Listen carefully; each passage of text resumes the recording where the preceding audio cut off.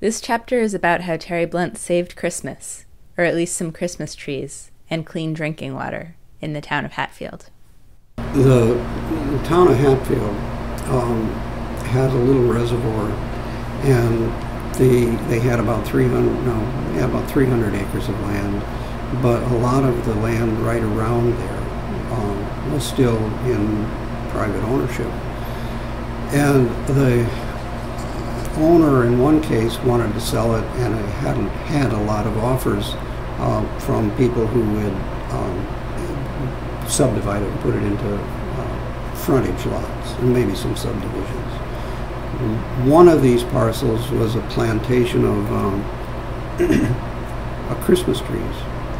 It had 4,400, I'd say, linear feet of road frontage, which meant that in this town with 200-foot frontage, and then there was a batch of houses that could be just built without any necessary, just the usual septic systems and that sort of thing being in there.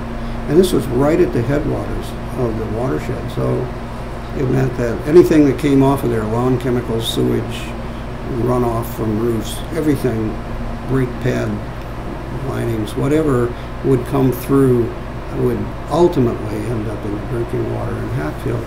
So this was a situation where we had to convince the landowner, who was wanting to sell but had gotten fed up apparently with trying to grow Christmas trees and just wanted to get rid of it and maximize it.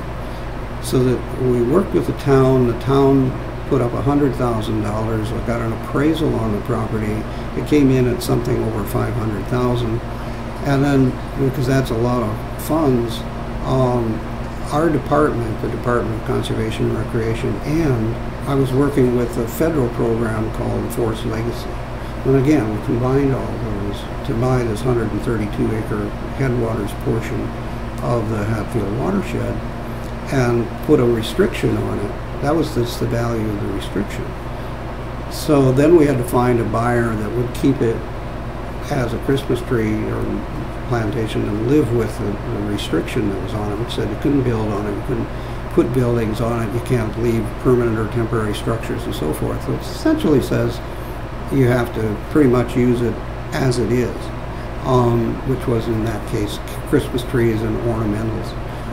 So we did find somebody that was willing to do that, and they did purchase it. So it's privately held with restrictions running to the town of Hatfield, Department of Conservation and Recreation, and the U.S. Forest Service.